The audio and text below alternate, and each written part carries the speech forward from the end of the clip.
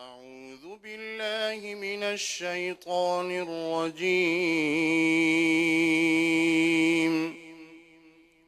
بسم الله الرحمن الرحيم.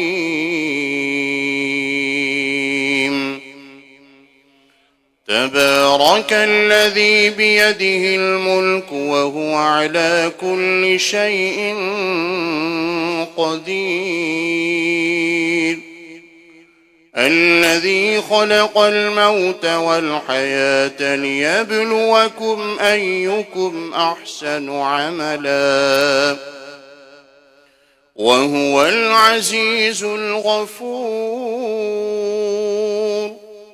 الذي خلق 7 سماوات طباقا ما ترى في خلق الرحمن من تفاوت فارجع البصر هل ترى من فطور ثم ارجع البصر كرتين ينقلب إليك البصر خاسئا وهو حسير. ولقد زينا السماء الدنيا بمصابيح وجعلناها رجوما للشياطين وأعتدنا لهم عذاب السعير. وللذين كفروا بربهم عذاب جهنم وبئس المصير. إذا ألقوا فيها سمعوا لها شهيقا وهي تفور تكاد تميز من الغيظ كلما ألقي فيها فوج سألهم خزنتها ألم يأتكم نذير قالوا بلى قد جاءنا نذير فكذبنا وقلنا ما نزل الله شيء إن أنتم إلا في ضلال كبير. وقالوا لو كنا نسمع أو نعقل ما كنا في أصحاب السعير فاعترفوا بذنبهم فسحقا لأصحاب السعير.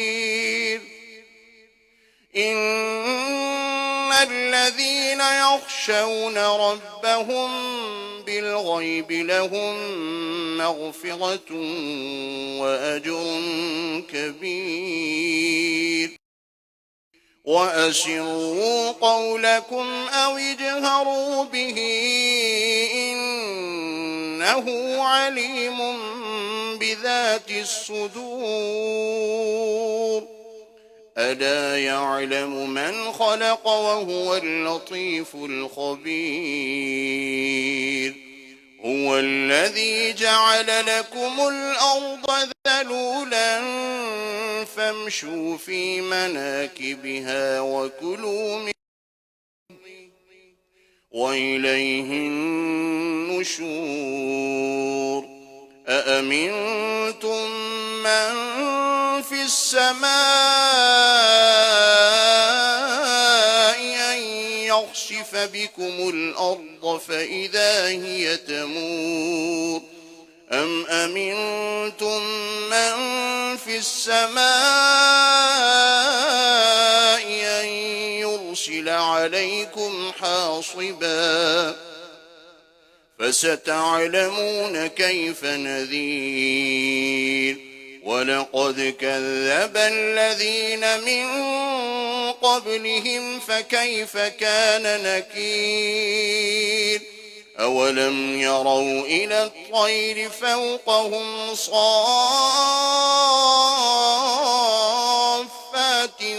ويقبضن ما يمسكهن إلا الرحمن إنه بكل شيء بصير أمن هذا الذي هو جند لكم ينصركم من دون الرحمن إن الكافرون إلا في غرور أمن هذا الذي يرزقكم إن أمسك رزقه بل لجوا في عتو ونفور أفمن يمشي مكبا على وجهه أهدى أمن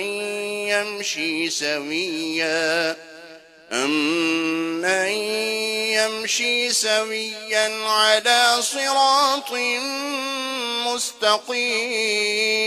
مستقيم قل هو الذي أنشأكم وجعل لكم السمع والأبصار والأفئدة قليلا ما تشكرون قل هو الذي ذرأكم في الأرض وإليه تحشرون ويقولون متى هذا الوعد إن كنتم صادقين قل إنما العلم عند الله وإنما أنا نذير مبين فلما رأوه زلفة سيئت وجوه الذين كفروا وقيل هذا الذي كنتم به تدعون قل أرأيتم إن أهلكني الله ومن معي أو رحمنا فمن يجير الكافرين من عذاب أليم قل هو الرحمن آمنا به وعليه توكلنا فستعلمون من هو في ضلال مبين قل أرأيتم إن أصبح ماؤكم غورا فمن يأتيكم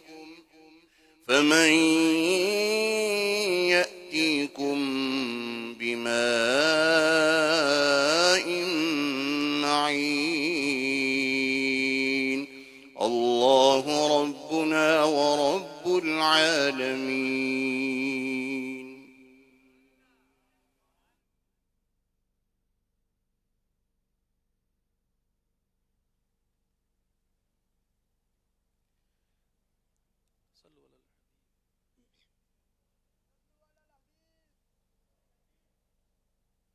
صلوا على الحبيب صلی اللہ تعالی علی محمد صلی اللہ علیہ وسلم. الحمدللہ رب العالمین والصلاة والسلام علی سید المرسلین.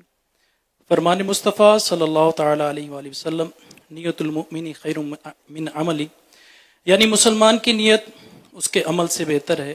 میٹھے میٹھے اسلامی بھائیوں، اچھی نیت نہ ہو تو عمل کا ثواب نہیں ملتا. اس لیے میں نیت کرتا ہوں اللہ عز و جل کی رضا پانے اور ثواب کمانے کی نیت سے نعت شریف پڑھوں گا. آپ بھی نیت کیجئے کہ حصول ثواب کی خاطر جتنا ہو سکا تعظیم مصطفیٰ کے لیے نگاہیں نیچے کیے، دو زانوں بیٹھ کر گنبد خضرا کا تصور باندھ کر نہایت ہی توجہ کے ساتھ اپنے بس میں ہوا اور دل میں خلوص پایا تو عشق رسول میں ڈوب کر روتے ہوئے یا اخلاص کے ساتھ رونے والوں سے مشابہت کی نیت سے رونے جیسی صورت بنائے نعت شریف سنوں گا. صلو علی الحبیب صلی اللہ علیہ یا رسول اللہ، پڑھیے وسلم علیہ یا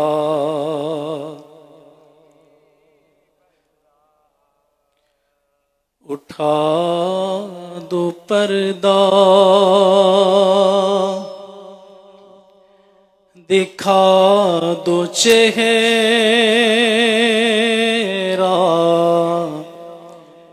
کہ نور باری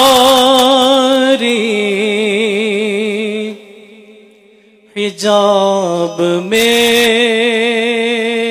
ہے، زمانہ تاریک ہو رہا ہے، کہ مہر کب سے نقاب میں ہے، انہی کی بومائے سمر ہے، انہی کا جلوہ چمر چمر ہے، انہی کی بومائے سمر ہے، انہی کا جلوہ چمر چمر ہے، انہی سے گلشن مہک رہے ہیں، انہی کی رنگت گلاب میں ہے، اٹھا دو پردہ، جلی جلی بو سے اس کی پیدا ہے، سوزش عشق چشم والا، کباب آہو میں بھی نہ پایا، مزہ جو دل کے کباب میں ہے، اٹھا دو پردہ، دکھا دو چہرہ، کریم ایسا ملا کہ جس کے کھلے ہیں ہاتھ اور بھرے خزانے، کریم ایسا ملا کہ جس کے کھلے ہیں ہاتھ اور بھرے خزانے، بتاؤ اے مفلسو کہ پھر کیوں تمہارا دل اضطراب میں ہے، اٹھا دو پردہ، دکھا دو چہرہ، کھڑے گئے منکر نکیر سر پر، نہ کوئی حامی نہ کوئی آور، بتا دو آ کر میرے پیمبر کہ سخت مشکل جواب میں ہے کریم اپنے کرم کا صدقہ لئی میں بے قدر کو نہ شرما تو اور رضا سے حساب لینا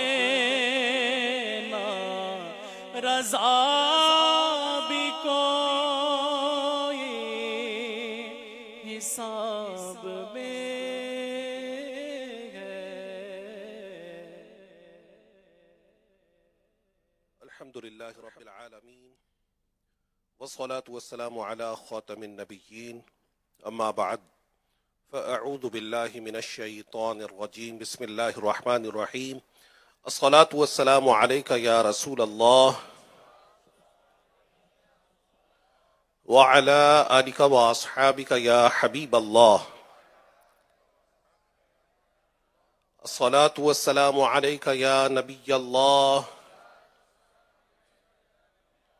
وعلى آلك وأصحابك يا نور الله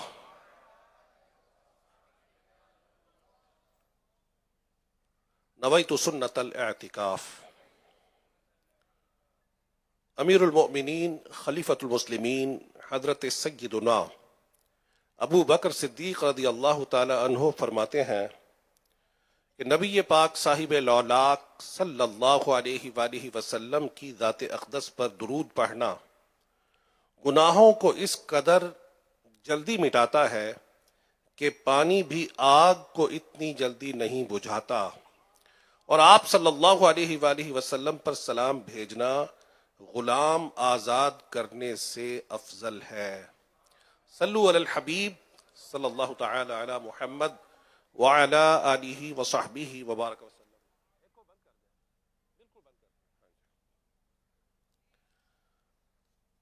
حضرت امام فخر الدین رازی رحمۃ اللہ تعالی علیہ اپنی تفسیر کبیر میں ایک آیت کی انٹرپریٹیشن کرتے ہوئے ایک عظیم الشان واقعہ بیان فرماتے ہیں۔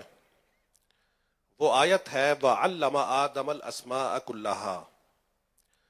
اس آیت کے تحت ایک واقعہ نقل فرماتے ہیں کہ رسول پاک صلی اللہ علیہ وآلہ وسلم کی خدمت اقدس میں صحابہ علیہم رضوان حاضر تھے، اور ایک ایسے صحابی بھی تھے کہ جن کے بارے میں آقا دو جہاں سرور کون و مکان صلی اللہ علیہ وآلہ وسلم کو خبر دی گئی کہ ان کے انتقال میں بس 1 ساعت یا تھوڑی سی دیر باقی رہ گئی ہے۔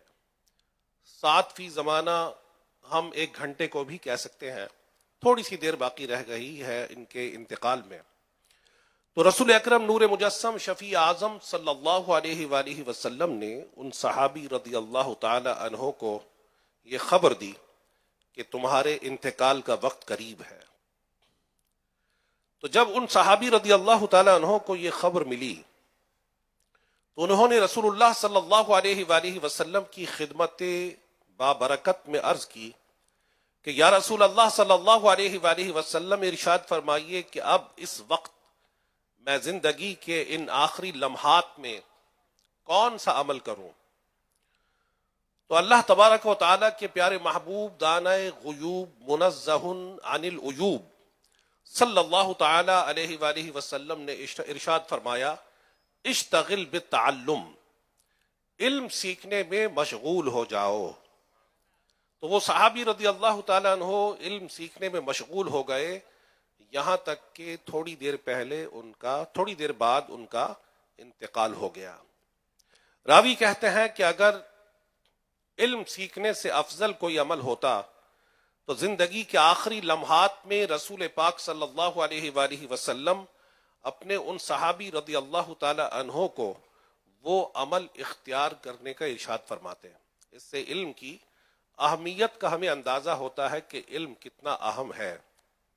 یہ وہ علم ہے کہ جسے سیکھنے سکھانے کے لیے اللہ تبارک و تعالیٰ کے نیک بندوں نے اپنی زندگیوں کو صرف کیا۔ سب سے پہلے رسول محتشم صلی اللہ علیہ وآلہ وسلم کے پیارے پیارے صحابہ علیہم رضوان، انہوں نے آقا دو جہاں سرور کون و مکان صلی اللہ علیہ وآلہ وسلم کی خدمت اقدس میں حاضر ہو کر آپ صلی اللہ علیہ وآلہ وسلم سے اکتساب علم کیا، اور بسا اوقات ایسا ہوتا کہ کسی عذر یا کسی مجبوری کی وجہ سے اگر کوئی صحابی رضی اللہ تعالیٰ عنہ حاضر نہیں ہو پاتے تھے تو اپنے کسی دوسرے ساتھی سے پوچھ لیتے کہ آج رسول اللہ صلی اللہ علیہ وآلہ وسلم نے کیا ارشاد فرمایا ہے۔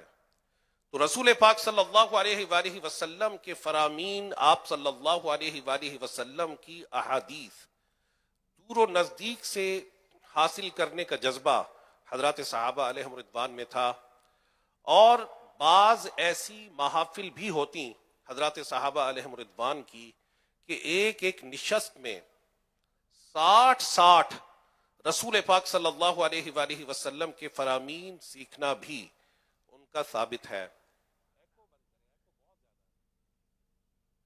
ایک نشست میں 60 احادیث ان کا سیکھنا بھی ثابت ہے، اور بعض صحابہ علیہم رضوان، ان کی تعداد 1 2 یا 3 نہیں، کئی صحابہ علیہم رضوان کے ایسے واقعات موجود ہیں کہ رسول پاک صلی اللہ علیہ وآلہ وسلم کا ایک فرمان عالی شان جاننے کے لیے یا اس کی آتھینٹسٹی کو چیک کرنے کے لیے یا اس کے جو متن ہے اس کے بارے میں ویریفیکیشن کے لیے انہوں نے ایک ماہ کا سفر بھی کیا۔ ان میں حضرت جابر بن عبداللہ رضی اللہ تعالی عنہما یہ بھی مشہور ہے کہ یہ حضرت عبداللہ بن انیس رضی اللہ تعالی عنہ سے ایک حدیث سیکھنے کے لیے انہوں نے شام کا سفر کیا۔ حضرت ابو ایوب انصاری رضی اللہ تعالی عنہ نے ایک حدیث جو مسلمان کی عیب پوشی کی فضیلت پر تھی، یہ سیکھنے کے لیے مصر کا سفر کیا۔ ایسے کئی اور روایات موجود ہیں کہ جن میں حضرات صحابہ علیہم رضوان کا یہ جذبہ ہمیں پتہ چلتا ہے۔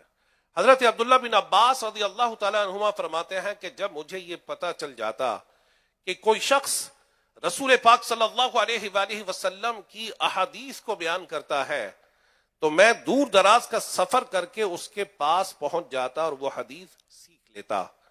بعض اوقات ایسا بھی ہوتا کہ جب وہ حدیث بیان کرنے والے کے گھر میں پہنچتا تو وہ اپنے گھر پر آرام کر رہا ہوتا تھا، تو میں اسے اٹھاتا نہ تھا۔ ہوائیں گرد و غبار میرے جسم پر، میرے چہرے پر اڑاتی، یہاں تک کہ وہ صاحب خانہ جب آرام کر کے باہر آتا تو مجھے دیکھ کر حیران ہوتا اور کہتا، اے ابن عم رسول، اے رسول اللہ صلی اللہ علیہ وآلہ وسلم کے چچا کے بیٹے، آپ نے یہ تکلیف کیوں فرمائی؟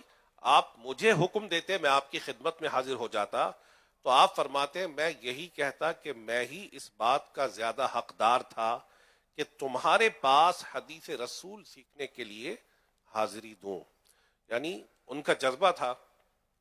تو یہ جذبہ صحابہ علیہم رضوان کو دنیا کے اطراف و اکناف میں لے گیا، انہوں نے ایک دوسرے سے اکتساب علم کیا، اور پھر رسول پاک صلی اللہ علیہ وآلہ وسلم کے فرامین انہوں نے ساری دنیا میں جا کر جہاں جہاں تک ان کی پہنچ تھی لوگوں کو سکھانے میں اپنی زندگیوں کو صرف کیا۔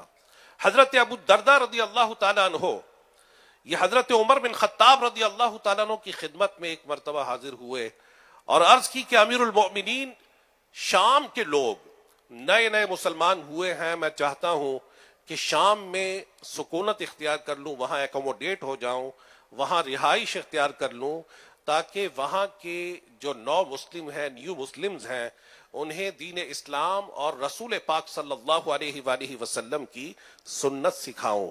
حضرت عمر رضی اللہ تعالیٰ عنہ سے اجازت لے کر حضرت ابو الدرداء رضی اللہ تعالیٰ عنہ مستقل طور پر شام میں قیام فرما ہوئے، اور شام میں ساری زندگی اللہ تبارک و تعالیٰ کا قرآن مجید فرقان حمید رب کا کلام اور رسول پاک صلی اللہ علیہ وآلہ وسلم کی سنت لوگوں کو سکھانے میں انہوں نے صرف کر دی۔ ایک راوی کا بیان ہے کہ میں نے جامع مسجد دمشق میں ایسے کئی حلقے دیکھے کہ جو حضرت ابو الدرداء رضی اللہ تعالیٰ عنہ نے قرآن مجید فرقان حمید سیکھنے کے حوالے سے قائم کیے تھے، اور 10 12 15 افراد کے حلقوں میں آپ نے ایک نگران مقرر کر رکھا ہوتا تھا کہ وہ لوگوں کو قرآن مجید، فرقان حمید اور دین اسلام کی بنیادی باتیں سکھائے. اور پھر ظاہر ہے کہ آپ سب کو خود مانیٹر کرتے تھے. یعنی کیسا جذبہ تھا کہ صرف اور صرف اسی جذبے کی وجہ سے حضرت ابو الدرداء رضی اللہ تعالی عنہ اپنے خاندان سمیت مدینہ منورہ سے شام میں منتقل ہو گئے اور پھر وہیں پر زندگی کے آخری لمحات تک آپ تشریف فرما رہے. رسول پاک صلی اللہ علیہ وآلہ وسلم کے فرامین سیکھنے سکھانے کا جذبہ اور آقا دو جہاں صلی اللہ علیہ وآلہ وسلم کی سنت پر عمل کرنے کا جذبہ کمال کا تھا.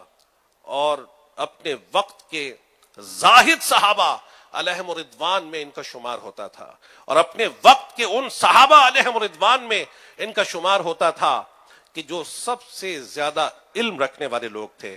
یہ چونکہ تاخیر سے مسلمان ہوئے، آپ نے فرمایا کہ میں نے دیکھا کہ میرا کاروبار میرے اکتساب علم میں مانے ہے، تو اپنی ہلکی سی گزر بسر کے لیے کچھ کر لیتے اور زیادہ وقت اللہ تبارک و تعالیٰ کا دین سیکھنے میں آپ گزار دیتے. اور اتنے بڑے عالم بنے کہ حضرت عبداللہ بن مسعود رضی اللہ تعالیٰ عنہ کے شاگرد حضرت امام مسروق رحمت اللہ تعالیٰ علیہ نے فرمایا کہ جتنے بھی صحابہ تھے تمام صحابہ علیہم رضوان کا علم 6 صحابہ علیہم رضوان میں جمع ہو گیا. ان میں فرمایا کہ حضرت ابی بن کعب رضی اللہ تعالیٰ عنہ، حضرت زید بن ثابت رضی اللہ تعالیٰ عنہ، حضرت عبداللہ بن مسعود رضی اللہ تعالیٰ عنہ، حضرت مولا علی کرم اللہ تعالی وجہہ الکریم، حضرت ابو الدرداء رضی اللہ تعالیٰ عنہ. یہ افراد بھی قابل ذکر ہیں. آپ نے فرمایا کہ ان صحابہ علیہم رضوان تک وہ علم پہنچا. اور پھر کیا ہوا؟ فرمایا کہ یہ جتنے بھی صحابہ تھے ان کا علم 2 صحابہ علیہم رضوان پر اس کا انتہا ہوا. اور وہ کون تھے؟ وہ حضرت عبداللہ بن مسعود رضی اللہ تعالیٰ عنہ اور حضرت مولا علی کرم اللہ تعالی وجہہ الکریم تھے. یعنی صحابہ علیہ رضوان میں سب سے زیادہ علم رکھنے والے. چھٹا نام جو حضرت امام مسروق نے بیان فرمایا وہ امیر المؤمنین حضرت عمر بن خطاب رضی اللہ تعالیٰ عنہ ہے. یعنی حضرت ابی بن کعب رضی اللہ تعالیٰ عنہ، حضرت زید بن ثابت رضی اللہ تعالیٰ عنہ، حضرت عمر بن خطاب رضی اللہ تعالیٰ عنہ، حضرت ابو الدرداء رضی اللہ تعالیٰ عنہ، حضرت مولا علی کرم اللہ تعالی وجہہ الکریم، اور حضرت عبداللہ بن مسعود رضی اللہ تعالی عنہ. پھر فرمایا کہ 2 صحابہ علیہم رضوان پر یہ ان کے صحابہ کے علوم کا انتہا ہوتا ہے، اور وہ 2 صحابہ میں نے آپ کے سامنے ان کا ذکر کیا. تو صحابہ علیہم رضوان اللہ رب العزت کے دین کا علم سیکھنے اور سکھانے میں انہوں نے اپنی ساری زندگیوں کو وقف کر دیا. اور ان کے ذاتی عمل، ذاتی کردار کی اگر بات ہو کہ صرف سکھانے میں اپنے وقت کو صرف نہ کیا بلکہ عمل کرنے میں بھی وہ اپنی مثال آپ تھے. عمل کرنے میں بھی کسی سے پیچھے نہ رہے بلکہ ساری زندگی لوگوں کو عمل کی ترغیب بھی دلاتے رہے اور عمل بھی کرتے رہے. حضرت عبداللہ بن مسعود رضی اللہ تعالیٰ عنہ کے حوالے سے صحابہ علیہم رضوان کہتے تھے کہ اگر عمل کی صورت میں رسول پاک صلی اللہ علیہ وآلہ وسلم کی سب سے زیادہ اتباع کرنے والے کسی شخص کو صحابہ علیہم رضوان کو تلاش کرنا ہوتا تو وہ جناب عبداللہ بن مسعود رضی اللہ تعالیٰ عنہ کو دیکھ لیتے تھے کہ یہ رسول پاک صلی اللہ علیہ وآلہ وسلم کی اتباع کرنے والوں میں سب سے نمایاں مقام اور حیثیت رکھتے تھے. تو ان صحابہ علیہم رضوان نے اپنی زندگیوں کو اللہ رب العزت کے دین کی اشاعت، دین کی طلب اور رسول پاک صلی اللہ علیہ وآلہ وسلم کی سنتوں کو لوگوں تک پہنچانے میں الحمدللہ عز وجل اپنے وقت کو صرف کیا. حضرت معاذ بن جبل رضی اللہ تعالی عنہ نے یمن میں، اور کثیر صحابہ علیہم رضوان، آپ اگر ان کی زندگیوں کو مطالعہ کریں تو آپ کو پتہ چلے گا کہ اپنی ساری زندگی انہوں نے دین اسلام کی اشاعت میں اپنے وقت کو گزارا. صحابہ علیہم رضوان کی مبارک زندگیوں سے ہمیں پتہ چلتا ہے کہ وہ اپنی زندگی میں وقت کو ضائع کرنے کا تصور نہیں رکھتے تھے. وقت کو ضائع کرنے کا تصور نہیں تھا. آپ جس صحابی رضی اللہ تعالیٰ عنہ کے بارے میں بھی پڑھ کر دیکھیں, ہر صحابی رضی اللہ تعالیٰ عنہ نے لوگوں کے سامنے فکر آخرت کی باتیں کی. ہر صحابی رضی اللہ تعالیٰ عنہ نے لوگوں کے سامنے تلاوت قرآن کو اختیار کیا. ہر صحابی رضی اللہ تعالیٰ عنہ راتوں کو قیام کرنے والے تھے.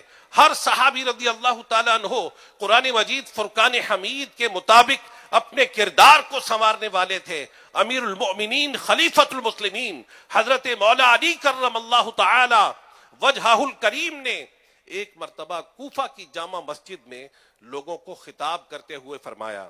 اچھا, یہ جیسا میں نے آپ کو عرض کیا نا کہ صحابہ علیہم رضوان صرف قول کی حد تک فکر آخرت کا تصور دینے والے نہیں تھے, بلکہ ان کا عمل, ان کا کردار بھی ہمیں ایسا ملتا ہے کہ وہ وقت کو ضائع کیے بغیر اللہ تبارک و تعالی کے دین کی اشاعت کا جذبہ رکھنے والے اور دین کی ترویج و اشاعت میں اپنے آپ کو ہر وقت مصروف رکھنے والے لوگ تھے.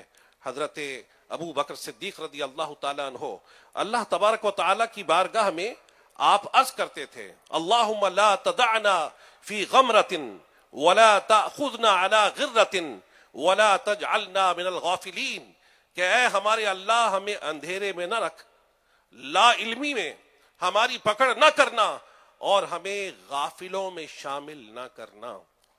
یعنی وہ صحابی رضی اللہ تعالی عنہ کہ جو رسول پاک صلی اللہ علیہ وآلہ وسلم کے ایسے جلیل القدر صحابی ہیں کہ جن کے بارے میں یہ روایات تو بے شمار ہیں. ایک روایت ہے کہ سورج جن لوگوں پر طلوع اور غروب ہوتا ہے حضرات انبیاء علیہ الصلوۃ والسلام کے بعد ان میں ابو بکر سے بہتر کوئی شخص نہیں ہے.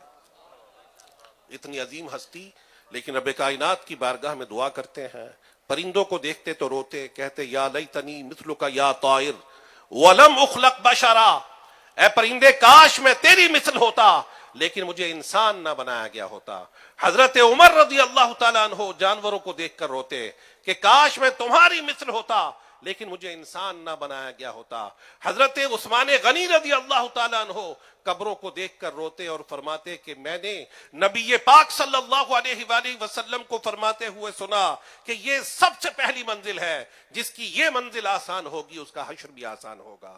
حضرت مولا علی کرم اللہ تعالی وجہہ الکریم کے حوالے سے ان کے غلام نے بیان کیا کہ میں نے ساری رات حضرت مولا علی رضی اللہ تعالیٰ عنہ کو رب تبارک و تعالیٰ کی بارگاہ میں مناجات کرتے کرتے, الہا و زاری کرتے کرتے, رب کائنات کی حمد و ثنا کرتے کرتے, رب کائنات کے خوف سے آنسو بہاتے ہوئے دیکھا. اور نہ صرف انہیں دیکھا گیا بلکہ انہوں نے لوگوں کو سمجھایا. حضرت مولا علی کرم اللہ تعالی وجہہ الکریم کے حوالے سے میں بیان کر رہا تھا کہ آپ نے کوفہ کی جامع مسجد میں خطبہ دیتے ہوئے لوگوں کو فرمایا, ان الیوم عمل ولا حساب وغدا حساب ولا عمل, کہ آج عمل کا دن ہے, حساب کا دن نہیں ہے, اور کل حساب کا دن ہوگا, عمل کا دن نہیں ہوگا. تو حضرات صحابہ علیہم رضوان نے لوگوں کو آخرت کے امتحان کے لیے تیار کیا. اور حضرات صحابہ علیہم رضوان کے حوالے سے یہ ملتا ہے کہ سب سے زیادہ عقل مند صحابہ علیہم رضوان کہتے ہیں کہ ہمارے درمیان سب سے زیادہ عقل مند شخص اس شخص کو سمجھا جاتا تھا جو زیادہ اپنی موت کو یاد رکھنے والا ہوتا تھا. یعنی موت سے غافل نہ تھے وہ لوگ. اگرچہ نبی پاک صلی اللہ علیہ وآلہ وسلم کی زبان اقدس سے کئی مرتبہ کئی صحابہ علیہم رضوان نے جنت کی سند حاصل کی, اور وہ تو سارے ایسے ہیں وَكُلًّا وَعَدَ اللَّهُ الْحُسْنَى, اللہ رب العزت نے فرمایا کہ اللہ رب العزت نے سب کے ساتھ بھلائی کا وعدہ فرمایا ہے. رب کائنات نے قرآن مجید فرقان حمید میں مختلف مقامات پر حضرات صحابہ علیہم رضوان کی شان اور عظمت کو بیان کیا, ان کے سجدوں کی کیفیات کو بیان کیا, ان سے اپنی ذات کی رضا کا بیان کیا. تو رب کائنات تو ان تمام افراد سے, تمام حضرات سے, تمام شخصیات سے اپنے کرم سے راضی ہے.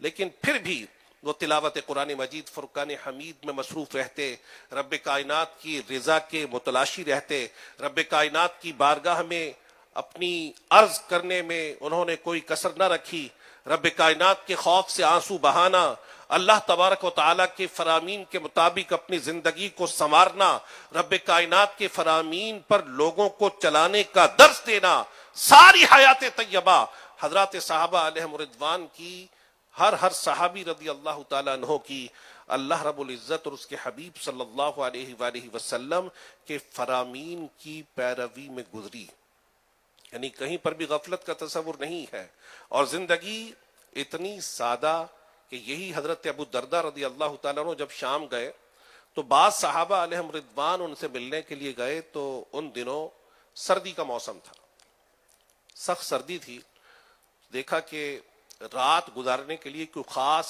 لحاف یا کوئی خاص کپڑے، کوئی بچھونے ان کے گھر سے ہمارے لیے نہیں آئے، تو ایک صاحب گئے پتہ کرنے کے لیے کہ دیکھیں کہ رات اب ہو رہی ہے، ٹھنڈ بڑھ رہی ہے، تو دیکھتے ہیں کہ مزید کتنے بچھونے ہمیں چاہیے، وہ بچھونے حاصل کیے جائیں۔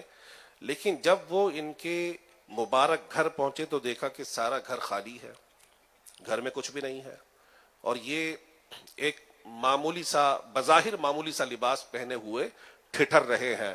تو کہا کہ ابو الدرداء تمہارے گھر کا سامان کہاں گیا؟ تو بڑا ہی زبردست جواب دیا، فرمایا کہ اصل میں ہمارا ایک اور گھر ہے، توجہ ہے، ہمارا ایک اور گھر ہے، ہم نے یہ سامان وہاں کے لیے بھیج دیا، یعنی راہ خدا عز و جل میں ہم نے وہ سامان صدقہ کر دیا، غربا کو دے دیا، یعنی خود تکلیف والی زندگی ان لوگوں نے برداشت کی، اور اللہ تبارک و تعالی کی عبادت اور رب کائنات کے خوف میں اپنی زندگی انہوں نے گزار کر اس دنیا سے پردہ کیا۔ حضرات صحابہ علیہم رضوان کے بعد حضرات تابعین اعظام علیہم رضوان، اگر ان کی مقدس زندگیوں کا مطالعہ کریں تو ان کی زندگیاں بھی ہمیں ایسے ملتی ہیں۔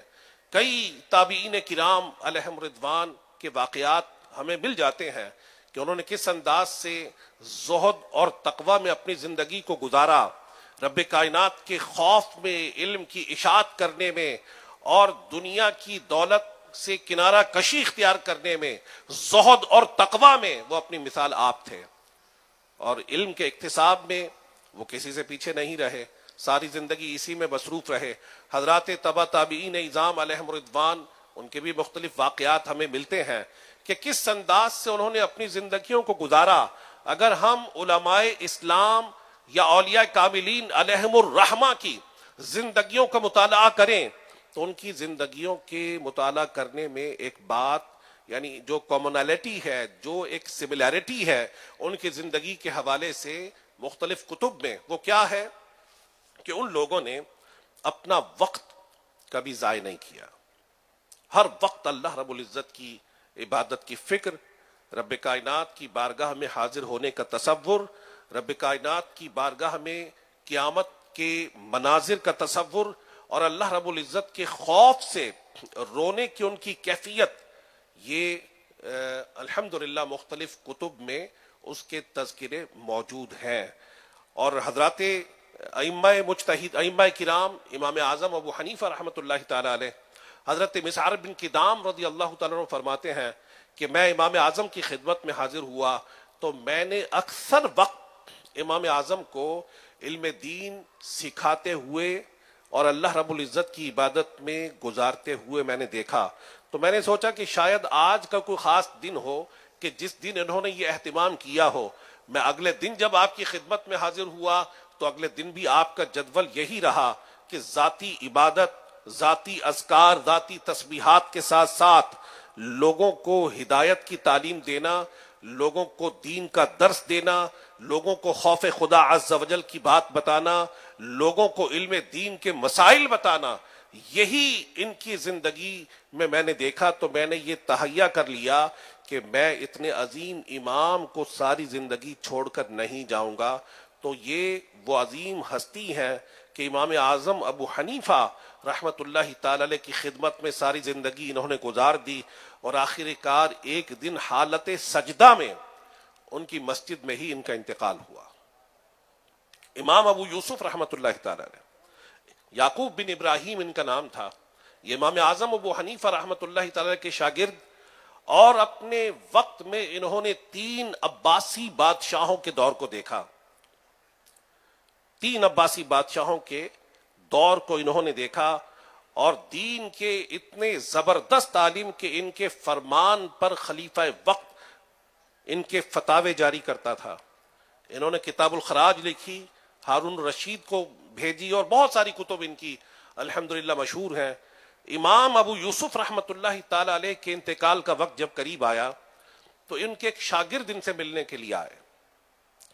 آخری وقت ہے، لاسٹ مومنٹس ہیں، لیکن دین اسلام سے محبت کا عالم یہ ہے کہ انہوں نے امام ابو یوسف رحمۃ اللہ تعالی علیہ نے اپنے شاگرد کو فرمایا کہ یار یہ بتاؤ کہ اس مسئلے کے حوالے سے کچھ کلام کر لیتے ہیں کہ جب حاجی حج کرنے کے لیے جاتا ہے تو رمی جمرات اس کا پیدل کرنا افضل ہے یا کسی سواری پر سوار ہو کر کرنا افضل ہے؟ انہوں نے کہا کہ اے استاذ محترم، یہ آپ کا آخری وقت ہے، نزا کا عالم ہے، یعنی بالکل آپ کبھی بے ہوش ہو رہے ہیں، اور مجھے لگتا ہے کہ آپ کا وقت بالکل قریب ہے، اس وقت میں بھی آپ دینی مسئلے پر گفتگو کرنا چاہتے ہیں؟ تو فرمایا کہ میں اس لیے یہ کرنا چاہتا ہوں تاکہ لوگوں کا اس میں بھلا ہو، لوگوں کو پتا چلے کہ کون سا عمل افضل ہے۔ فرمایا کہ میں نے اپنے دلائل دیے، اور امام ابو یوسف رحمۃ اللہ تعالی علیہ نے اپنے دلائل دیے، یہاں تک کہ دلائل دیتے دیتے امام ابو یوسف رحمۃ اللہ تعالی علیہ پر حالت نزا طاری ہو گئی۔ تو میں نے سوچا کیا مناسب نہیں ہے کہ میں زیادہ دیر ان کے گھر بیٹھوں۔ میں باہر نکلا تو جیسے ہی میں باہر نکلا پیچھے سے خبر آئی کہ امام ابو یوسف رحمۃ اللہ تعالی علیہ کا انتقال ہو گیا۔ اتنے جلیل القدر اللہ رب العزت کے نیک بندے کہ آخری وقت میں آپ علم دین کے مسائل پر گفتگو فرما رہے ہیں، وقت کو ضائع نہیں کیا۔ ایسے ہی حضرت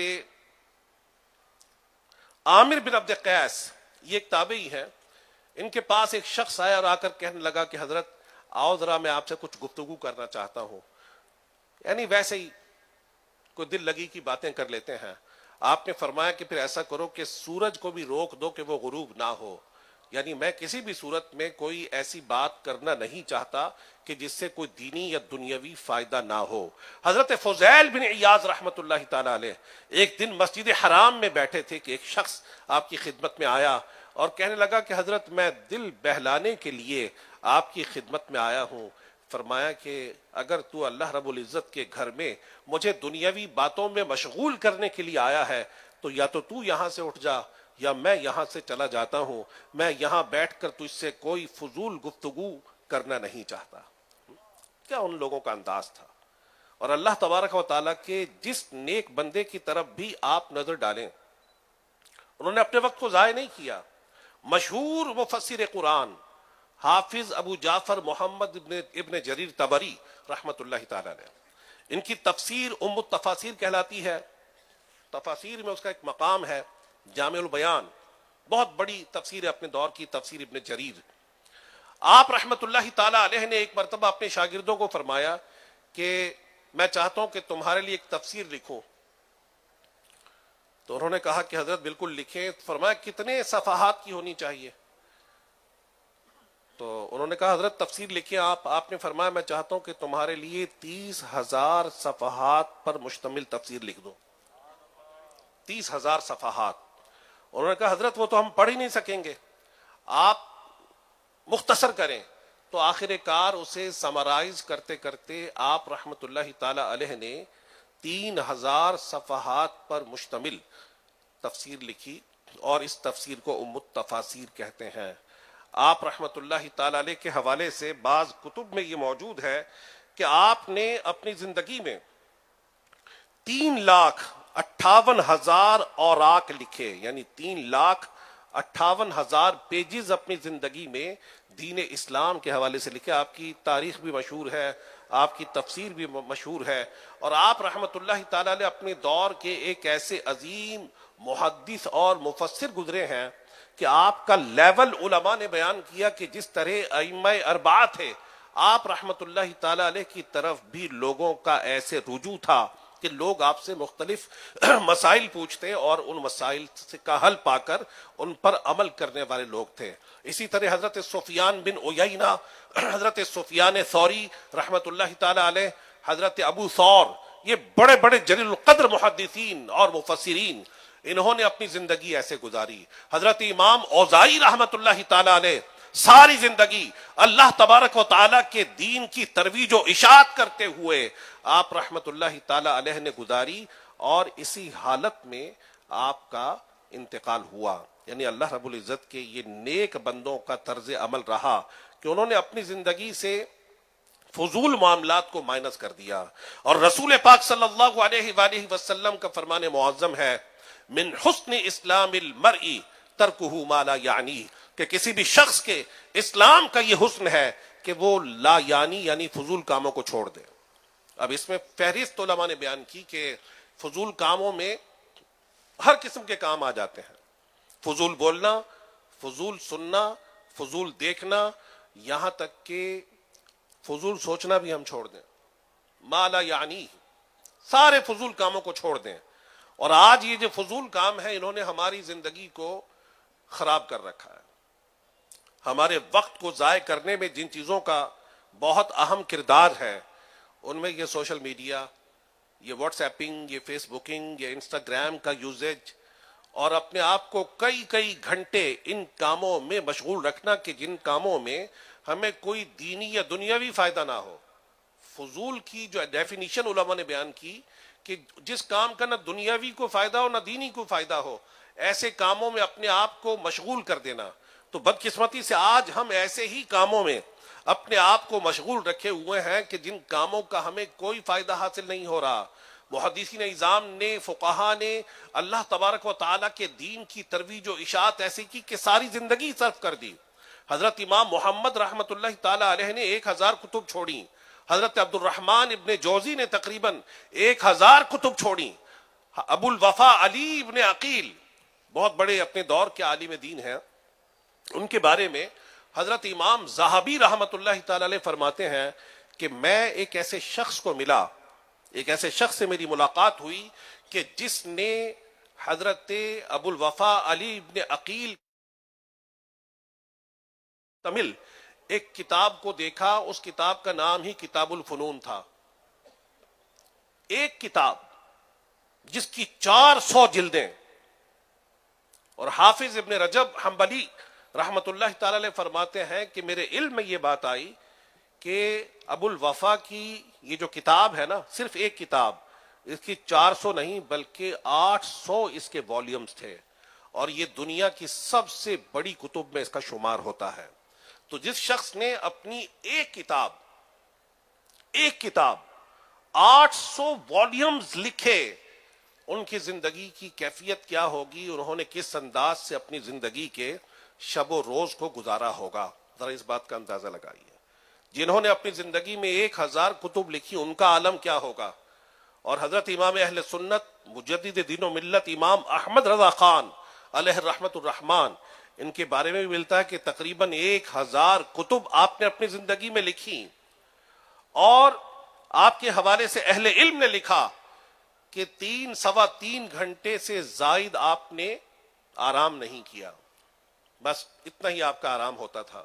یہاں تک کہ ایک وقت تھا کہ جب آپ سیر کرتے تھے تو سیر کرتے ہوئے بھی اپنے شاگردوں کو مختلف علوم کے دروس آپ دے دیا کرتے تھے. یہاں تک کہ سونے کا وقت ہوتا تھا، ظاہر ہے کہ ایک بندے کا آرام کا وقت ہوتا ہے. تو حضرت امجد علی اعظمی رحمت اللہ تعالی علیہ نے عرض کیا کہ حضور لوگوں کو اردو ترجمہ قرآن چاہیے. تو آپ نے فرمایا کہ دیکھ لو میرے مشاغل تمہارے سامنے ہے، وقت نہیں ہے. تو پھر فرمایا کہ چلو ایسا کرو کہ کچھ نیند کو اور کم کر دیتے ہیں، اس وقت میں میرے پاس آ جایا کرو تاکہ تمہیں میں ترجمہ قرآن لکھوا دوں. حضرت امجد علی اعظمی رحمت اللہ تعالی علیہ تلاوت قرآن کرتے، آیات پڑھتے، اور امام اہل سنت رحمت اللہ تعالی علیہ فوراً ان کا ترجمہ، ان کی ٹرانسلیشن حضرت مولانا امجد علی اعظمی رحمت اللہ تعالی علیہ کو لکھوا دیتے. یعنی ایک کیفیت بتا رہا ہوں کہ اللہ رب العزت کے نیک بندے اپنے وقت کو ضائع نہیں کرتے. شیخ طریقت امیر اہل سنت حضرت علامہ مولانا محمد الیاس اتار قادری صاحب مدد اللہ العلی، ان کی کیفیات جو ان کے قریب رہتے ہیں وہ تو جانتے ہیں ان کو کہ کس انداز سے ان کا شیڈیول مرتب ہوتا ہے. یعنی اس وقت اس بڑھاپے کے عالم میں بھی آپ دامت برکاتہم العالیہ مدنی مذاکرے فرماتے ہیں اور لوگوں سے ملاقاتیں فرمائیں، لوگوں کی عیادتیں فرمائیں، تعزیت فرمائی. جب یہ جو موجودہ حالات جیسے پیدا ہو گئے ایسے حالات نہیں تھے، جب اس طرح کی کوئی ریسٹرکشنز نہیں تھیں، تو لوگوں کے گھروں پر جا کر ان کی عیادت کرنا، لوگوں کی بیمار پرسی کرنا، تعزیت کرنا، جنازوں میں شرکت کرنا، لوگوں سے ملاقات کرنا، انفرادی کوشش کرنا، دین کی ترقی کے لیے اس طرح کے معاملات. ہمارے ملتان میں بھی ایسے اسلام بھائی موجود ہیں، وہ بتاتے ہیں کہ امیر اہل سنت دامت برکاتہم العالیہ ہمارے گھروں پر تشریف لے آتے اور ہمیں آ کر انفرادی کوشش کر کے اللہ تبارک و تعالیٰ کے دین کی ترویج و اشاعت کی طرف ترغیب دلاتے. یعنی اس وقت تو ظاہر ہے کہ وہ 5-7 افراد ہی تھے کہ جن کے پاس تشریف فرما ہوتے تھے. اور آج آپ دیکھیں کہ الحمدللہ آج صرف ملتان میں ہی آپ دیکھیں تو آپ کو یہاں پر سینکڑوں مساجد، مدارس اور جامعات المدینہ اور دعوت اسلامی سے ایفیلیٹڈ عاشقان رسول کی ایک بہت بڑی تعداد صرف ملتان میں ہی نظر آتی ہے. یعنی آپ یہ دیکھیں کہ امیر اہل سنت دامت برکاتہم العالیہ کی یہ انفرادی کوشش اور ان کی لگن اور لوگوں کو سمجھانا، اس نے کتنا پازیٹو رول پلے کیا ہمارے معاشرے میں کہ اتنا بڑا الحمدللہ ریولوشن آیا اور لوگ دعوت اسلامی کے دینی ماحول سے منسلک ہو کر اللہ رب العزت کے فضل و کرم سے علم کی شمع سے بھی آشنا ہوئے اور الحمدللہ دین کی ترویج و اشاعت میں ان کا ایک بہت بڑا رول ہمیں اس معاشرے میں نظر آتا ہے. اور پھر دیکھیں ایک ایسی ایج آپ کی اس وقت ہے، صلو علی الحبیب،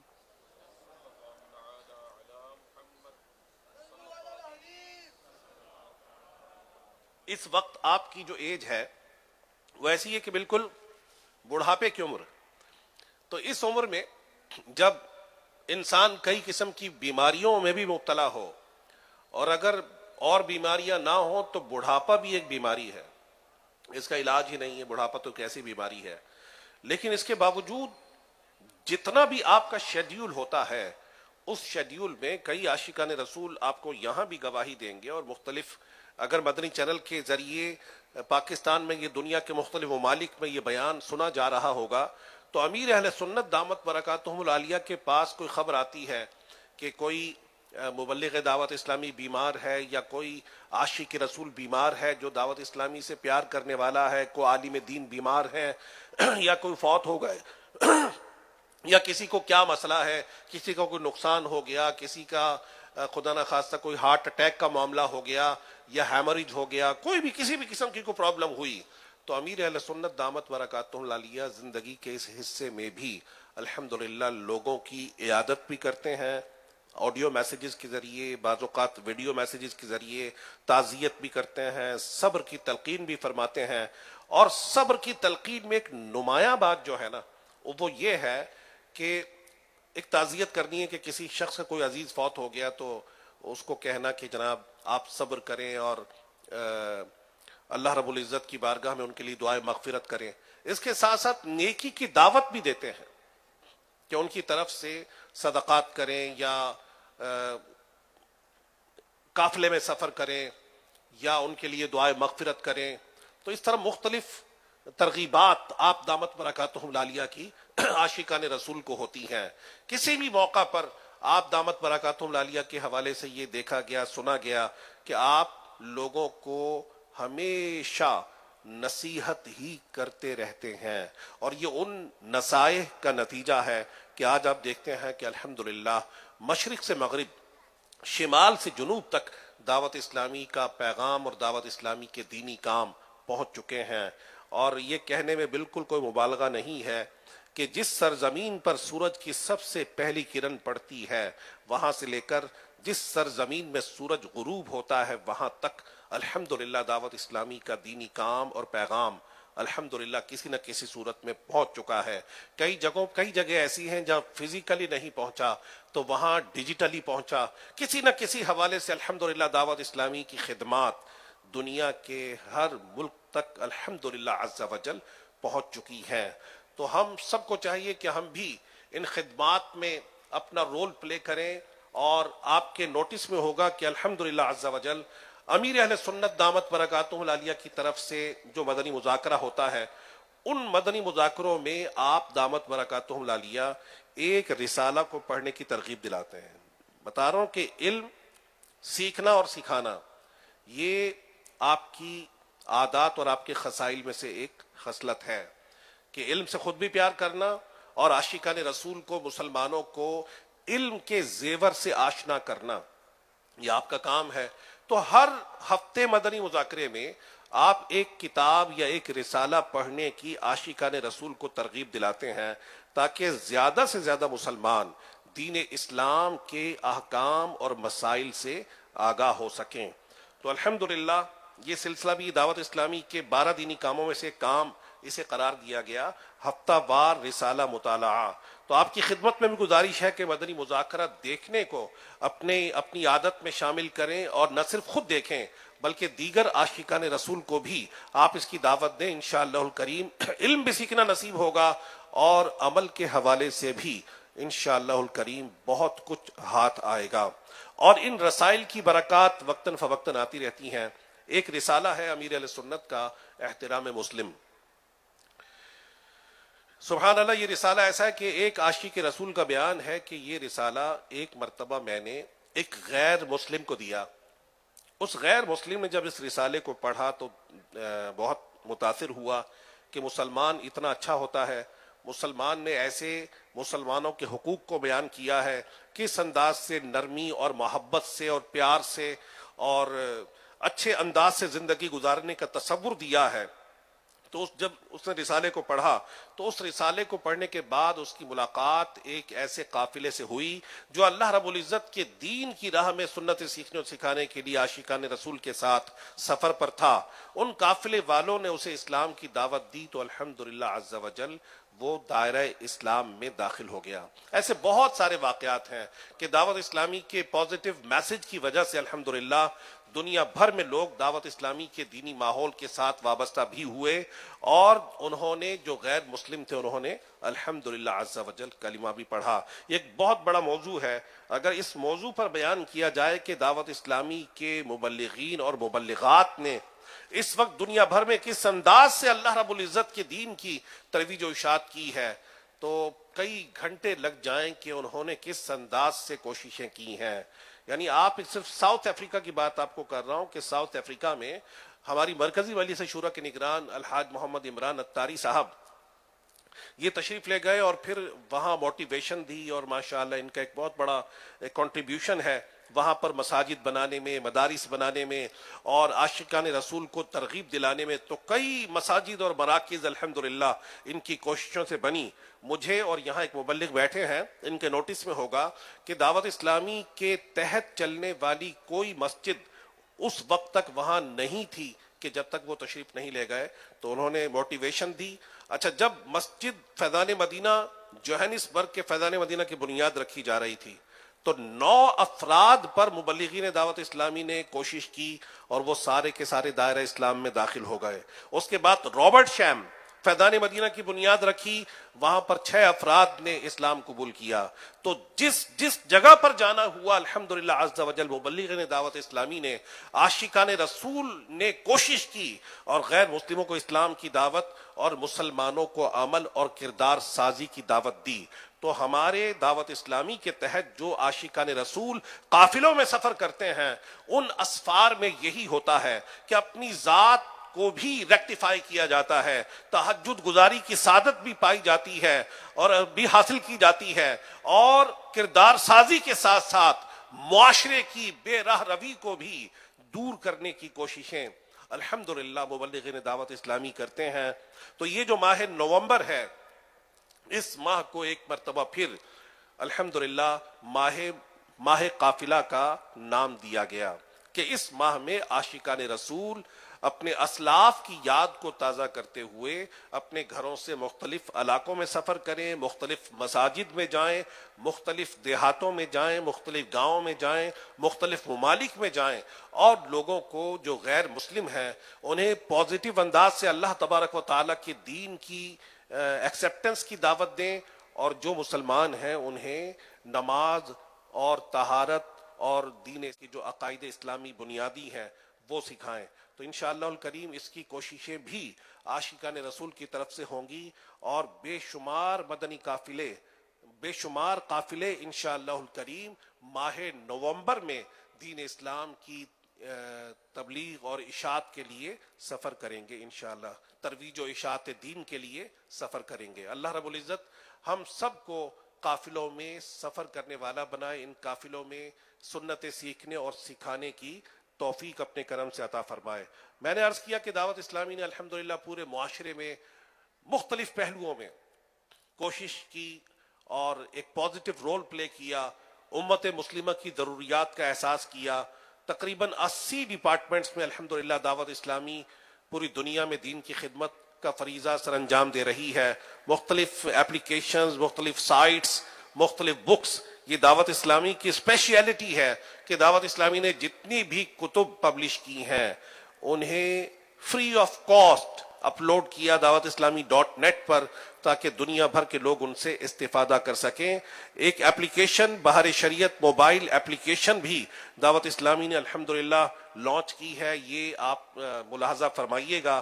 یہ فقہ حنفی کی مشہور کتاب بہار شریعت کے مختلف فیچرز ہیں، اس میں آپ آسانی سے کوئی بھی مسئلہ، اس کے تحت قرآنی آیات، احادیث اور اسلامک رولنگز، فقہی حکم انشاءاللہ الکریم آسانی سے معلوم کر سکیں گے۔ اس اپلیکیشن کو آپ اپنے آئی او ایس میں بھی اور اینڈرائیڈ موبائلز اگر آپ کے پاس ہیں تو اس میں بھی آپ ڈاؤن لوڈ کر سکتے ہیں۔ صلو علی الحبیب صلی اللہ تعالی علی محمد۔ الحمدللہ ہر ہفتے امیر اہل سنت مولانا محمد الیاس اتار قادری صاحب الحمدللہ لائیو یعنی براہ راست مدنی مذاکرہ فرماتے ہیں۔ آنے والے ہفتے کو بھی مدنی چینل پر عشاء کے بعد تقریباً 8:30 بجے ہفتہ وار مدنی مذاکرہ ہوگا، جس میں امیر اہل سنت انشاءاللہ الکریم عاشقان رسول کے سوالات کے جوابات بھی ارشاد فرمائیں گے۔ تمام عاشقان رسول کوشش کیجئے کہ اس میں شرکت فرمائیں، اور جیسا کہ میں نے آپ کو عرض کیا کہ امیر اہل سنت ایک رسالہ پڑھنے کی ترغیب دلاتے ہیں، تو اس ہفتے کے مدنی مذاکرے میں بے حساب مغفرت کروانے والے اعمال رسالے کا اعلان کیا جائے گا۔ یہ رسالہ خود بھی پڑھیے اور دوسروں کو بھی اس کی ترغیب دلائیے۔ مکتبۃ المدینہ نے حضرت امام جلال الدین سیوطی رحمۃ اللہ تعالی علیہ کی مشہور کتاب شرح الصدور کو اردو ترجمے کے ساتھ شائع کیا ہے۔ یہ کتاب موت، برزخ، قبر اور آخرت کے احوال پر نہایت دل نشین اور ایمان افروز انداز میں روشنی ڈالتی ہے۔ اس کتاب کو مکتبۃ المدینہ کی کسی بھی شاخ سے آپ حاصل کر سکتے ہیں۔ پاکستانی روپیز اگر دیکھیں تو قریباً 700 روپے کی یہ پاکستانی اس کا ہدیہ ہے، آپ اسے وہاں سے مکتبۃ المدینہ سے لے سکتے ہیں۔ بیان کو اختتام کی طرف لاتے ہوئے سنت کی فضیلت اور چند سنت اور آداب آپ کی خدمت میں بیان کر دیتا ہوں۔ نبی پاک صلی اللہ علیہ وآلہ وسلم نے ارشاد فرمایا، من احب سنتی فقد احبنی ومن احبنی کان معی فی الجنہ۔ جس نے میری سنت سے محبت کی اس نے مجھ سے محبت کی، اور جس نے مجھ سے محبت کی وہ جنت میں میرے ساتھ ہوگا۔ صلو علی الحبیب۔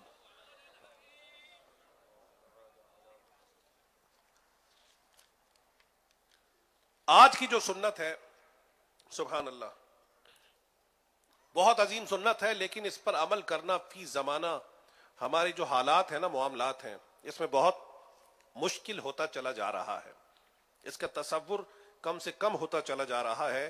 وہ سنت ہے سچ بولنا۔ اللہ اکبر۔ اگر اپنی روز کی کیفیت کو ہم لکھیں نا، اللہ معاف کرے کہ کئی لوگ ایسے ہیں کہ جن کی زندگی کا سارا انحصار اب جھوٹ بولنے پر ہی ہو گیا ہے۔ بس جھوٹ بولنے میں لگتا ہے کہ انہوں نے کوئی بہت بڑی ڈگری حاصل کر لی ہے، تو اپنا محاسبہ کرنے کا بھی موقع ملے گا۔ تو رسول پاک صلی اللہ علیہ وآلہ وسلم کے فرامین یعنی 2 فرمان میں آپ کو اس حوالے سے سناتا ہوں۔ آپ نے ارشاد فرمایا کہ سچ بولنا نیکی ہے اور نیکی جنت میں لے جاتی ہے. اور ایک اور فرمان معظم ہے کہ جنتی عمل، آپ نے پوچھا کہ جنتی عمل کون سا ہے. آپ صلی اللہ علیہ وآلہ وسلم سے پوچھا گیا کہ یا رسول اللہ صلی اللہ علیہ وآلہ وسلم جنتی عمل کون سا ہے؟ فرمایا سچ بولنا. ہمارے پیارے آقا صلی اللہ علیہ وآلہ وسلم ہمیشہ سچ ہی بولا کرتے تھے. اسی وجہ سے لوگ آپ صلی اللہ علیہ وآلہ وسلم کو صادق کہہ کے لقب سے جانتے تھے. حضرت عبداللہ بن سلام رضی اللہ تعالیٰ عنہ ابھی اسلام نہ لائے تھے.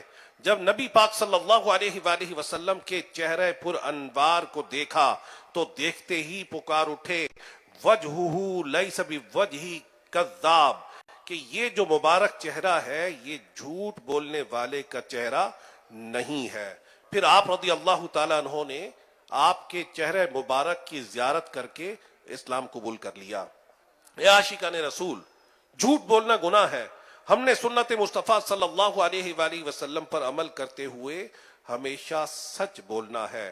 اللہ تبارک و تعالی ہم سب کو ہمیشہ سچ بولنے کی توفیق عطا فرمائے. مختلف سنتیں سیکھنے کے لیے مکتبۃ المدینہ کی بہار شریعت جلد 3 حصہ 16 اور شیخ طریقت امیر اہل سنت دامت برکاتہم العالیہ کا 91 یعنی 91 پیجز کا رسالہ 550 سنتیں اور آداب، یہ مکتبۃ المدینہ سے آپ طلب فرما لیجئے یا dawatIslami.net سے ڈاؤن لوڈ کر لیجئے. انشاءاللہ الکریم سنتیں سیکھنے اور سکھانے کا الحمدللہ آسانی سے موقع میسر آئے گا.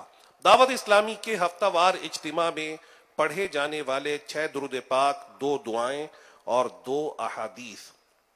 یاد رہے کہ آج کا یہ اجتماع الحمدللہ پاکستان کے مشہور صوبہ پنجاب کے شہر ملتان شریف فیضان مدینہ میں الحمدللہ یہ ہو رہا ہے، اور امید ہے کہ مدنی چینل کے ذریعے دنیا بھر میں عاشقان رسول اسے ملاحظہ فرما رہے ہوں گے، سماعت فرما رہے ہوں گے.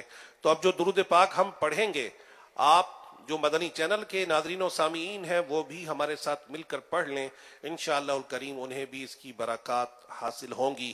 جو درود پاک سب سے پہلے ہم پڑھیں گے، اس کے بارے میں بزرگوں نے فرمایا کہ جو شخص ہر شب جمعہ، یہ شب جمعہ الحمدللہ آج جیسے سورج غروب ہوا تو شروع ہو گئی، یہ درود پاک پابندی سے کم از کم 1 مرتبہ پڑھے تو موت کے وقت رسول پاک صلی اللہ علیہ وآلہ وسلم کی زیارت کرے گا، اور قبر میں داخل ہوتے وقت بھی یہاں تک کہ وہ دیکھے گا کہ رسول پاک صلی اللہ علیہ وآلہ وسلم اسے قبر میں اپنے رحمت بھرے ہاتھوں سے اتار رہے ہیں.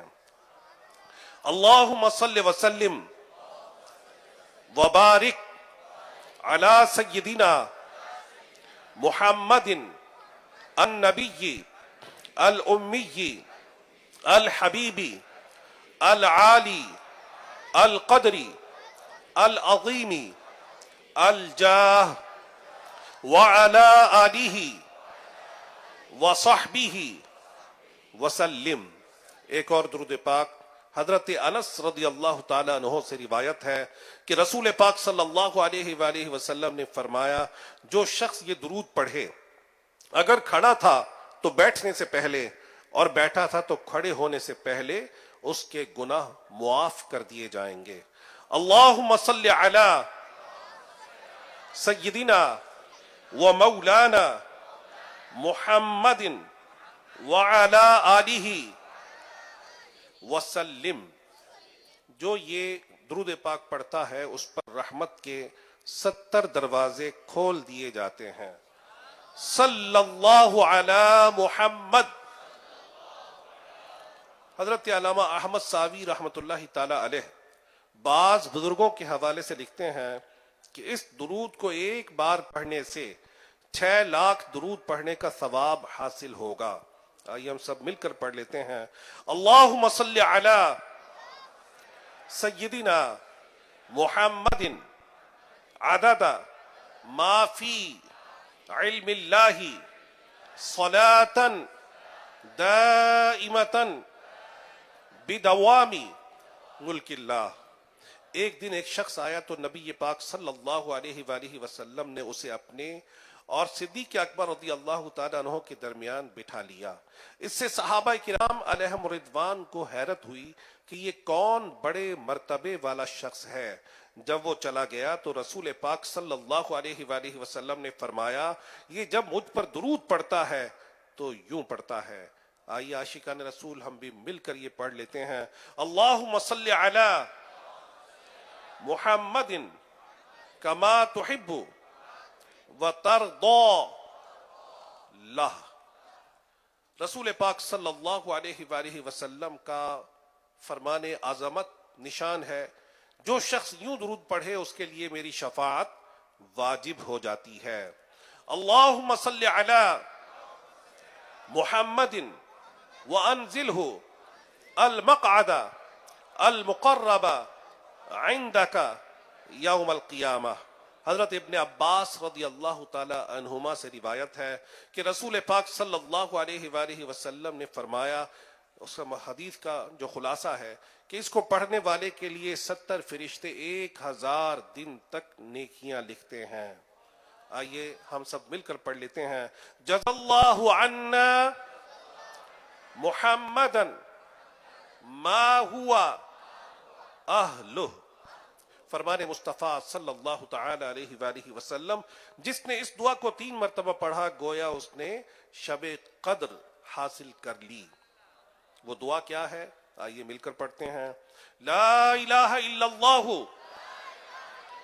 الحلیم الکریم سبحان اللہ رب السماوات السبع ورب العرش العظیم، لا الہ الا اللہ الحلیم الکریم سبحان اللہ رب السماوات السبع ورب العرش العظیم، لا الہ الا اللہ الحلیم الکریم سبحان اللہ رب السماوات السبع ورب العرش العظیم۔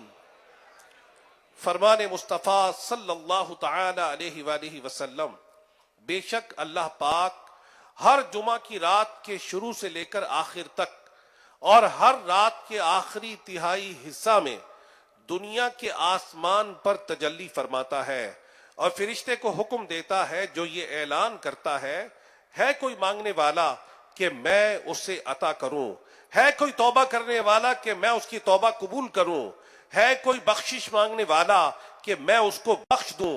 اے نیکی چاہنے والے نیکی کے کام میں جلدی کر، اور اے گناہ کے چاہنے والے گناہ سے باز آ جا۔ فرمان مصطفیٰ صلی اللہ تعالی علیہ وآلہ وسلم، جو شخص جمعہ کے دن فجر کی نماز سے پہلے 3 مرتبہ استغفر اللہ الذی لا الہ الا هو واتوب الیہ پڑھے، اس کے گناہ بخش دیے جائیں گے اگرچہ سمندر کی جھاگ سے بھی زیادہ ہوں۔ صلو علی الحبیب صلی اللہ تعالی علی محمد وعلی آلہ وصحبہ وبارک وسلم۔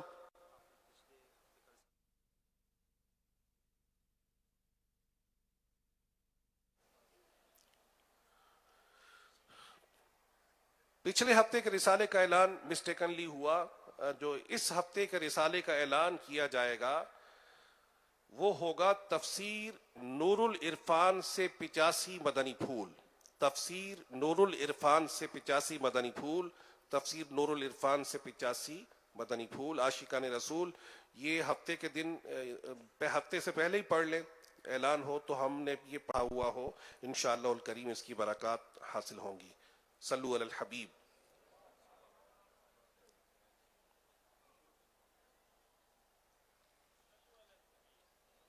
ذکر ہوگا، ذکر سے پہلے گنبد خضرا کا تصور کرتے ہوئے 12 مرتبہ درود و سلام پڑھیے۔ الصلاۃ والسلام علیک یا رسول اللہ، الصلاۃ والسلام علیک یا حبیب اللہ، الصلاۃ والسلام علیک یا نبی اللہ، الصلاة والسلام عليك يا نور الله،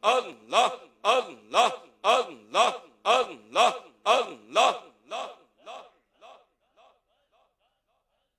لا إله إلا الله محمد رسول الله صلى الله تعالى عليه وآله وسلم. لا إله إلا الله محمد رسول الله صلى الله تعالى عليه وآله وسلم. لا إله إلا الله محمد رسول الله صلى الله تعالى عليه وآله وسلم. الله الله الله الله الله الله الله الله الله الله الله الله الله الله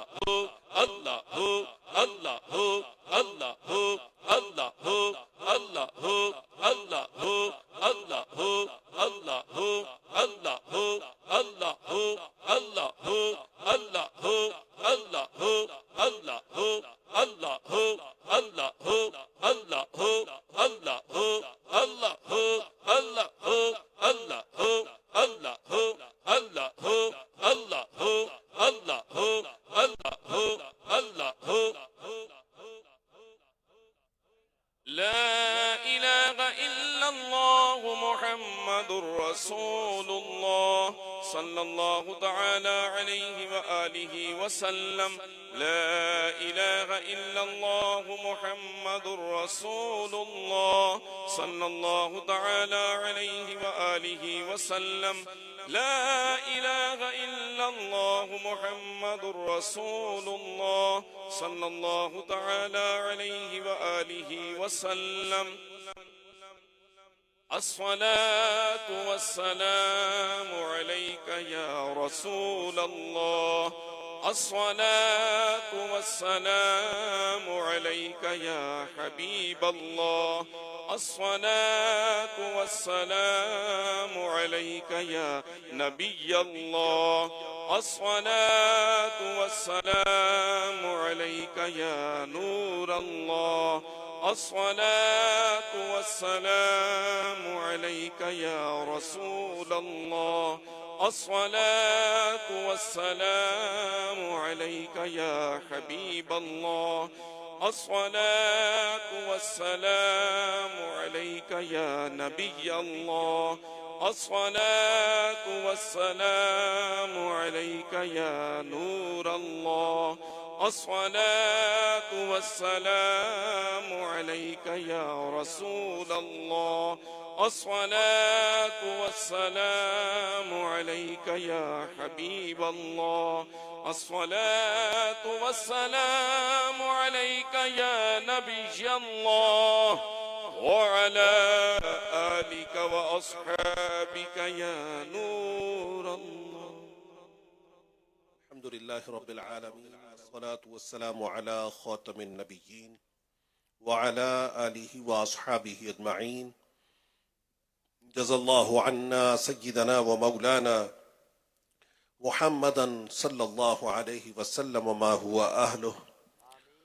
اللهم صل على سيدنا ومولانا محمد وأنزله المقعد المقرب عندك يوم القيامة. اللهم ربنا آتنا في الدنيا حسنة وفي الآخرة حسنة وقنا عذاب النار. اللهم أحسن عاقبتنا في الأمور كلها وأجرنا من خزي الدنيا وعذاب الآخرة. اللهم إني أعوذ بك من زوال نعمتك وتحول عافيتك وفجاءة نقمتك وجميع سخطك يا رب. اللهم إني أعوذ بك من الهم والحزن وأعوذ بك من العجز والكسل وأعوذ بك من الجبن والبخل وأعوذ بك من غلبة الدين وقهر الرجال. یا رب کائنات، ہم روسیہ و عاجز، نافرمان، اسیاں شعار، گناہوں میں ڈوبے ہوئے، گناہوں بھرے وجود کے ساتھ تیری بارگاہ میں حاضر ہیں یا رب. دعوت اسلامی کے تحت ہونے والے اجتماعات میں اجتماعی طور پر اور تیرے کرم سے انفرادی طور پر گناہوں سے توبہ کی توفیق ملتی رہی. کئی مرتبہ اپنے گناہوں سے ہم نے توبہ کی، لیکن یا ارحم الراحمین ہم توبہ پر ثابت قدم نہ رہ سکے، توبہ پکی سچی نہ کر سکے اور پھر گناہوں میں مبتلا ہو گئے. یا رب عز و جل آج تیری بارگاہ میں پھر ہم اپنے گناہوں سے سچی توبہ کرنے کے لیے حاضر ہیں. ہمارے ہاتھ تیری بارگاہ میں ہم نے پھیلا رکھے ہیں، اپنی نگاہوں کو جھکائے، اپنے سروں کو ندامت سے جھکائے. مولا تیری بارگاہ میں ملتجی ہیں. ہمارے گناہوں کی کثرت، زیادتی، نافرمانی کو نہ دیکھ مالک، تجھے تیری رحمت واسعہ کا واسطہ ہمیں بے حساب مغفرت کا پروانہ عطا کر دے. یا رب اپنے کرم سے ہمارے گناہوں کو بخش دے. جب گناہوں کی طرف نظر جاتی ہے تو دل ٹوٹ جاتا ہے، لیکن جب نگاہ تیری رحمت واسعہ پر جاتی ہے تو دل کو ڈھارس بن جاتی ہے کہ تیرے کرم اور عفو کی کوئی حد نہیں ہے. اے کریم تجھے تیری شان رحمت کا واسطہ ہم گناہ گاروں کے گناہوں کو اپنے کرم سے معاف کر دے. ہم معافی کے طالب تیری بارگاہ میں حاضر ہیں.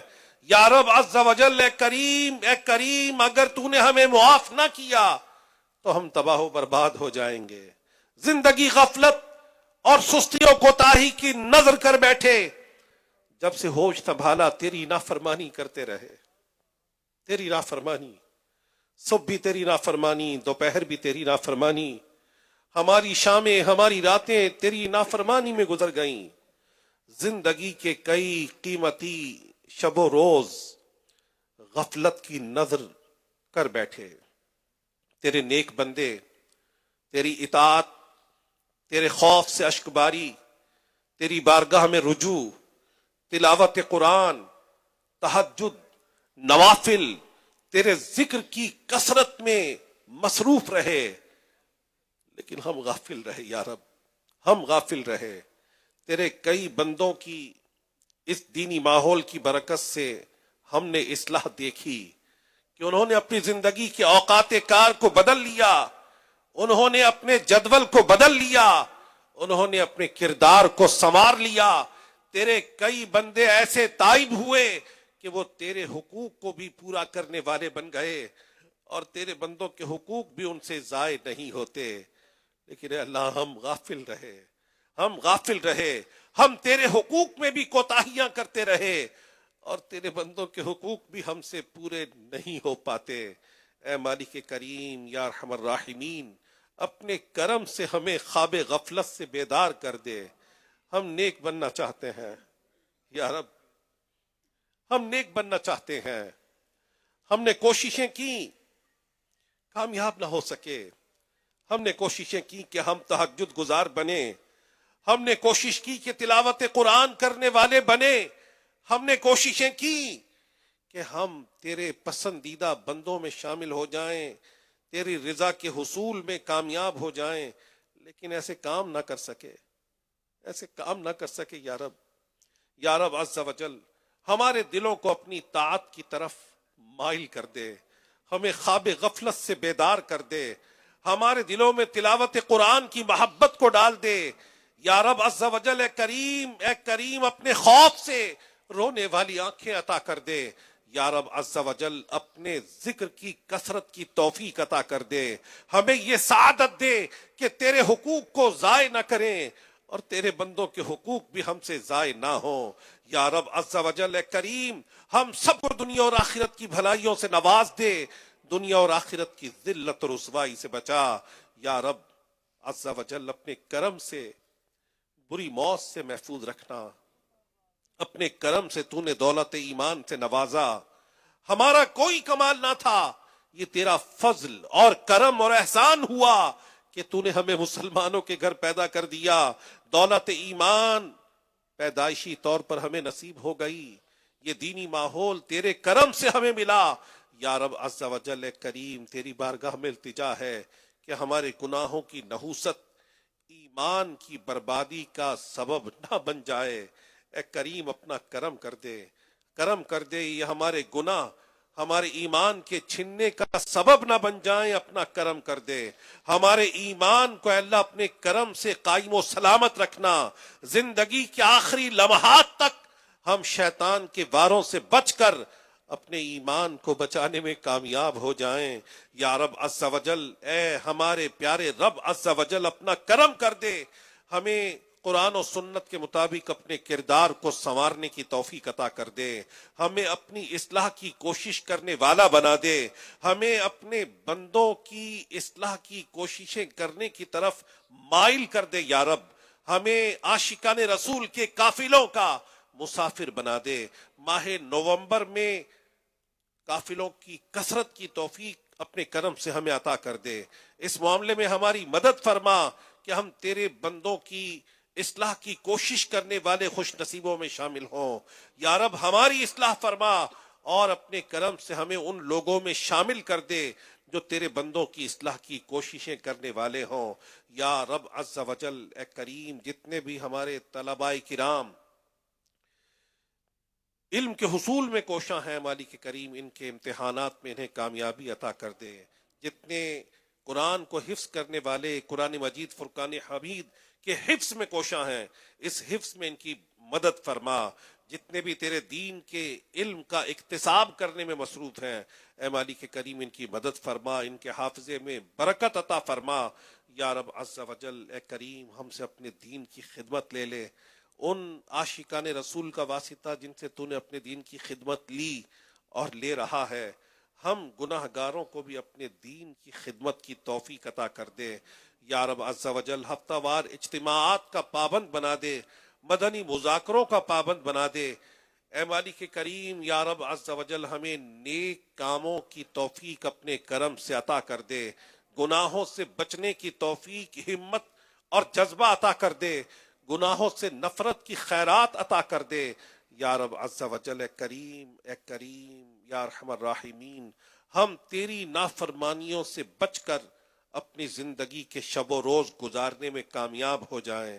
یا رب عز و جل ہمیں بخش دے، ہمارے ماں باپ کو بھی اپنے کرم سے بخش دے، اور جتنے بھی عاشقان رسول اس وقت تیری بارگاہ میں ملتجی ہیں، مدنی چینل کے ذریعے ہوں یا یہاں پر موجود ہوں، اے کریم ہم سب کو اپنے کرم سے بے حساب مغفرت کا پروانہ عطا کر دے۔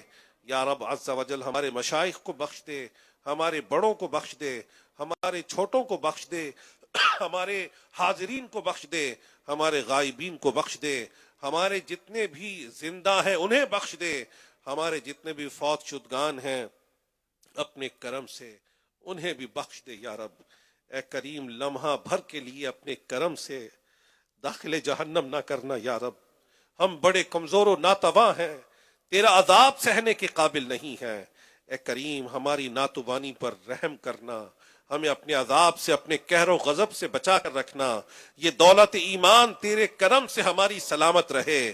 یا رب عز و جل تیرے حبیب صلی اللہ علیہ وآلہ وسلم سے ہماری محبت سلامت رہے، پیارے حبیب صلی اللہ علیہ وآلہ وسلم کے صحابہ و اہل بیت عظام علیہ رضوان سے ہماری عقیدتیں، محبتیں قائم و سلامت رہیں، اولیاء کاملین علیہم الرحمہ سے ہماری عقیدتیں سلامت رہیں۔ یا رب عز و جل اے کریم ہمیں دین کی دعوت کو ساری دنیا تک عام کرنے کی توفیق عطا فرما، ساری دنیا میں تیرے دین کے مبلغین و مبلغات جہاں جہاں تیرے دین کی خدمت میں کوشاں ہیں ان کی مدد فرما اور آسانیاں عطا فرما۔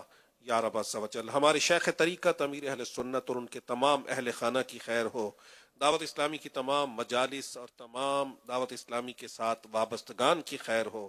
یا رب عز و جل یہ دعائیں اپنی بارگاہ میں قبول فرما، ہمارے مریضوں کو صحت عطا کر دے، ہمارے پریشان حالوں کی پریشانیوں کو راحت و آسانی میں بدل دے، ہمارے دکھ اپنے کرم سے سکھ میں بدل دے، مسلمانان عالم کے احوال پر کرم فرما، ممالک اسلامیہ کی سرحدوں کی حفاظت فرما۔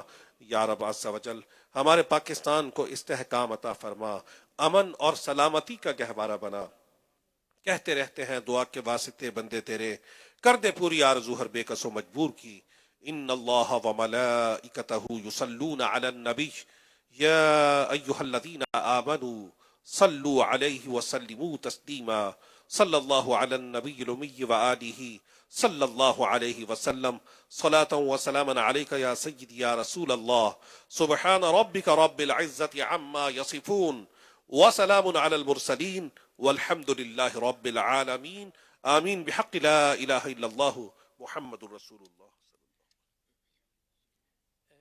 اے بیابان عرب تیری بہاروں کو سلام، اے بیابان عرب تیری بہاروں کو سلام، تیرے پھولوں کو تیرے پاکیزہ خاروں کو سلام، رات دن رحمت برستی ہے جہاں پر جھوم کر، رات دن رحمت برستی ہے جہاں پر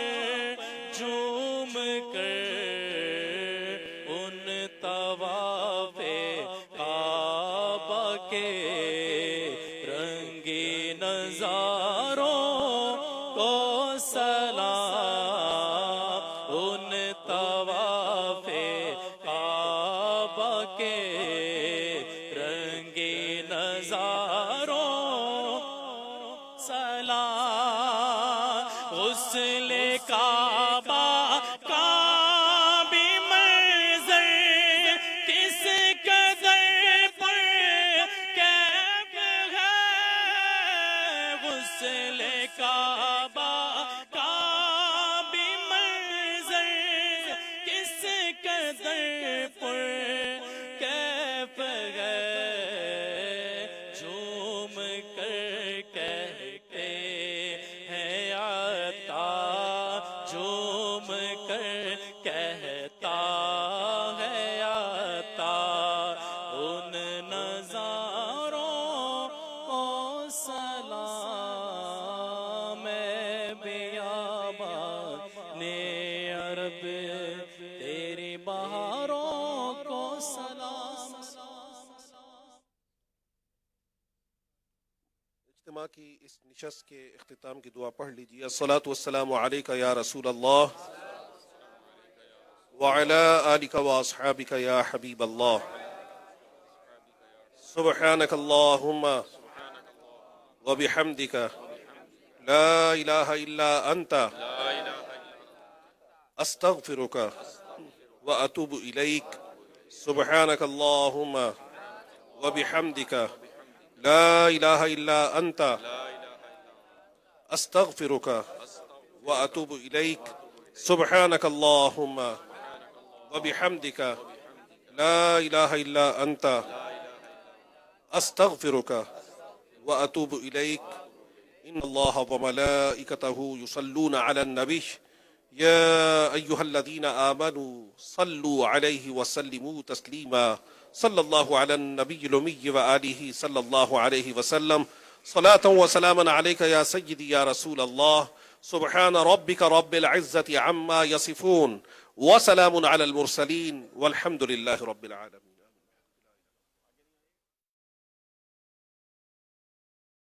تیری رحمتوں کا دریا سریعاں چل رہا ہے، ان کی نزدیکی بڑھاتا ہے.